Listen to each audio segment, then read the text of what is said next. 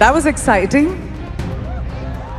Hello, Hyderabad. 6 বছর পর আবার ভারতীয় সিনেমার পর্দায় ফিরছেন গ্লোবাল আইকন প্রিয়াঙ্কা চোপড়া।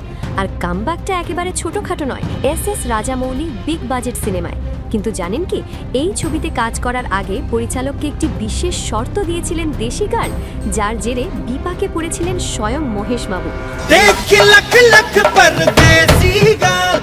হলিউডে দীর্ঘদিন কাজ করার পর অবশেষে নিজের শিকড়ে ফিরছেন প্রিয়াঙ্কা চোপড়া।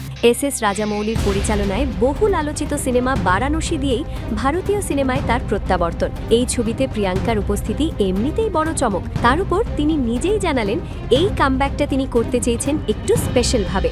সম্প্রতি এক সাক্ষাৎকারে প্রিয়াঙ্কা জানান, দীর্ঘ 6 বছর কোনো ভারতীয় সিনেমায় কাজ না করায় নাচের জন্য তার মনটা বেশ হাহাকার করছিল। তাই রাজামৌলি যখন চরিত্রের প্রস্তাব দেন, প্রিয়াঙ্কা সোজা সাপটা বলে দেন, আমার চরিত্রের জন্য একটি বিশেষ নাচের দৃশ্য চাই। আর রাজামৌলি তার এই আবদার ফেলতে পারলেন না।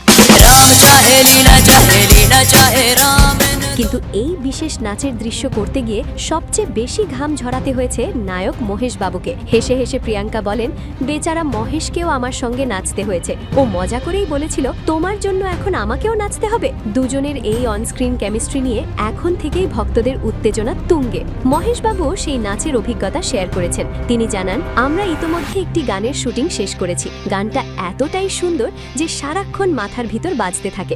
মজার ব্যাপার হলো, শুটিংয়ের সময় প্রিয়াঙ্কা নাকি সারাক্ষণ গুনগুন করে গানটা গাইছিলেন।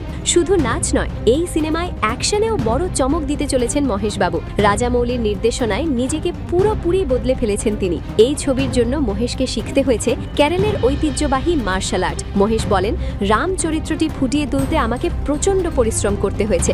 সব মিলিয়ে বলা যায়, রাজামৌলি, প্রিয়াঙ্কা চোপড়া আর মহেশ বাবু এই 3 নামই যথেষ্ট সিনেমাটিকে বছরের সবচেয়ে প্রতীক্ষিত প্রজেক্ট বানানোর জন্য।